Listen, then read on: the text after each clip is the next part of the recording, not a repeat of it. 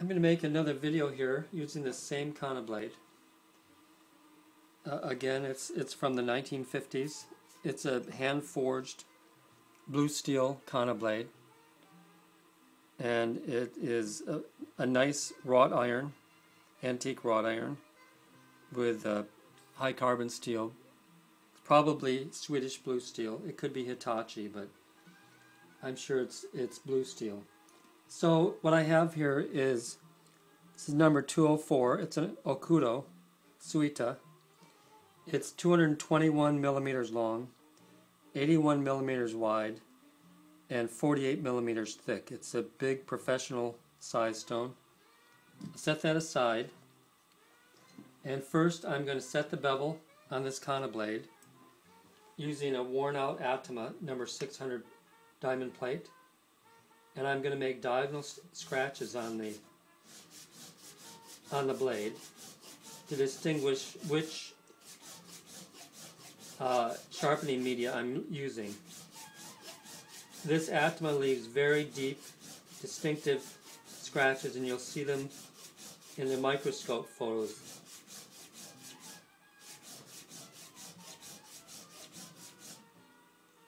Okay, that should have done it. So I'll rinse off and dry the blade. Here's my microscope.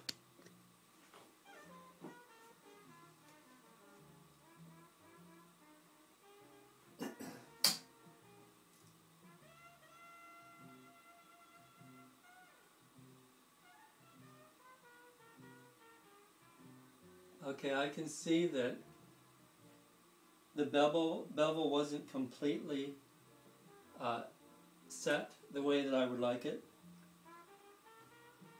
and I'll show you what I mean. Okay, I'm going to switch over to the computer screen. Okay, in the photo there you can see the distinctive, really sharp scratches from the 1000 or from the Atoma 600 are those diagonals, but the previous scratches at the very edge are straight on. It's that wide. Those are left over from the previous use of this kanna blade, and those were from a finishing stone. So I didn't fully set the bevel. So next I'm going to go back and I'll try to take care of those scratches from the previous stone and make those continuous scratches from the diamond plate continue all the way to the very edge of the blade.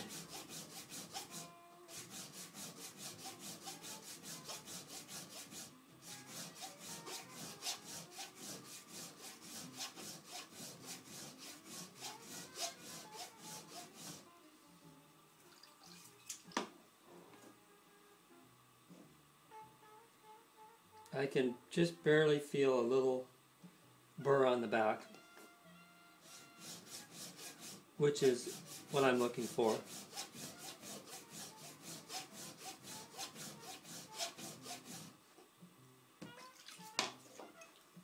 Okay, let me try again back at the microscope.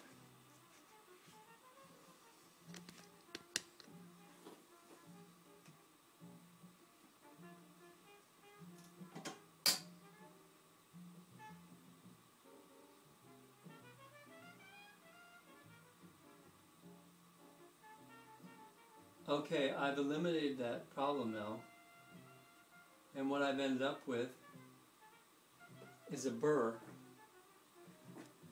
that extends onto the back of the blade, and you can see it as that dark band at the top that's slightly out of focus.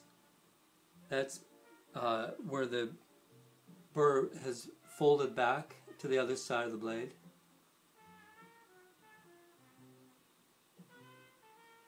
The burr I'm talking about, it's about a finger length or width right there.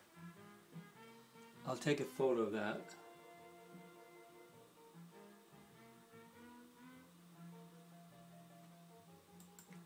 This will be photo 286. So now back to the stones. And I'll set aside that diamond plate. And here's the king. And I did make diagonal strokes going this direction on the Atoma. Now I'm going to do the opposite over here.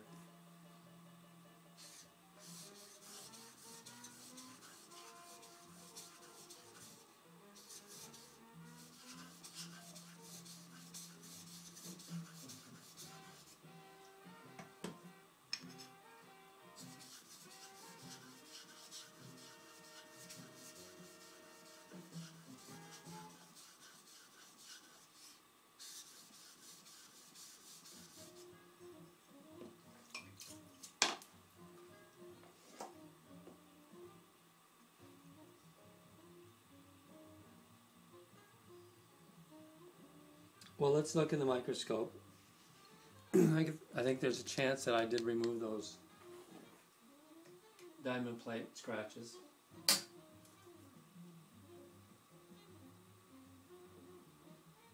Okay,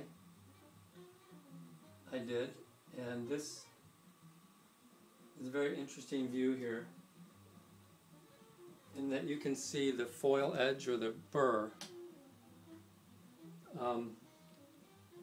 at a stage where it's very fragile. Pull that down just a little bit.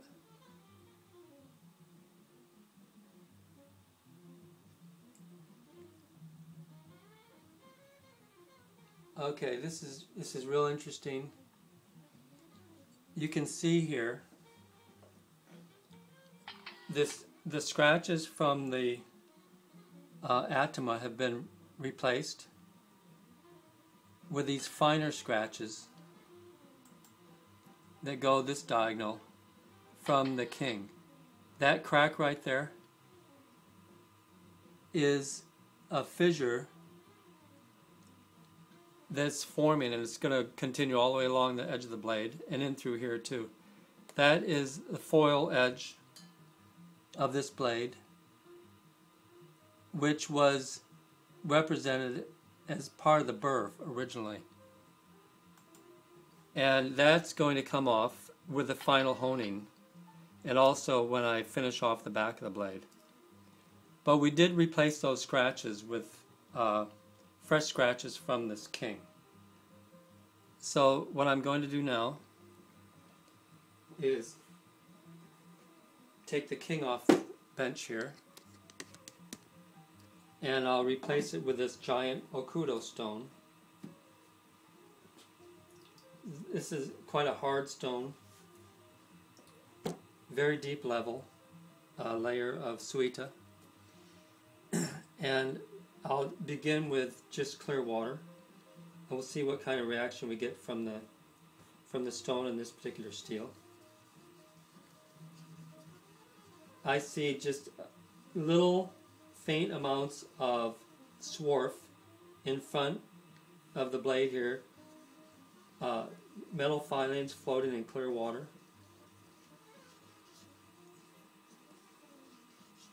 This stone is stingy to give up slurry, but there is some indication of that.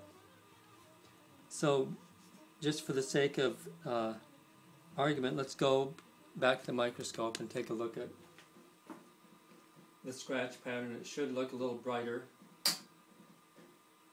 from the 1000 grit king. Okay, this is at the very edge, photographed or seen at 315 power, and there's the very edge of this kanna blade. You can see the remnants of or shadows from the 1000 grit king, and some of that foil edge has worn off from the blade already. We'll see if we scroll along here areas where there's still quite a bit of foil edge, and it's leaning over to the back of the blade. Okay, the next thing we're going to do is take that kanna blade and go back to the Okudo. And we're going to raise a slurry, rinse off that diamond plate. I'm going to raise a slurry on the stone.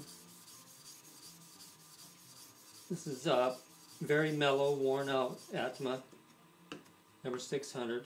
And this slurry has a beige, milky look to it. So I'm going to use straight on strokes, continue with that theme. And you can see the black coming off this blade immediately. The steel is aggressively being taken off the blade.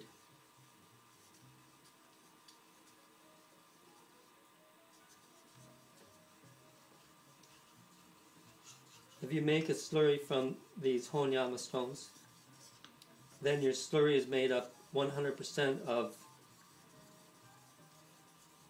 that stone itself, which by definition should be a high quality grit content. So with a little bit of slurry from the diamond plate,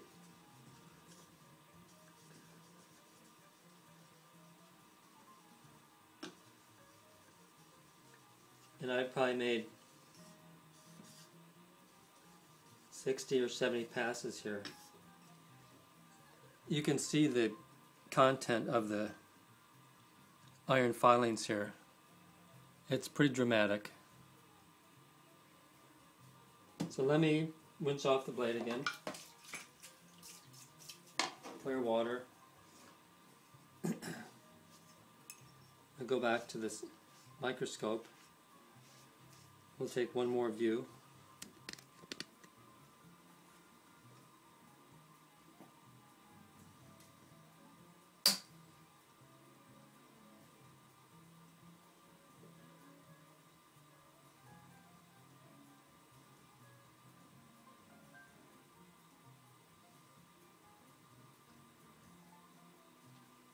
Okay, here we are. This is the edge, how it looks now.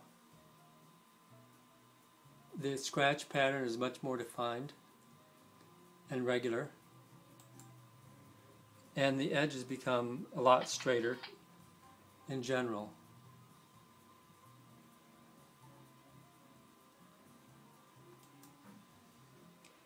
Of course, the back of the kanna blade, the ura side, has to be flattened now, and we could do some lighter strokes, maybe with clear water, to further refine the edge. But that's generally the workings of this particular Okudo stone. And that whole sequence took 13 minutes.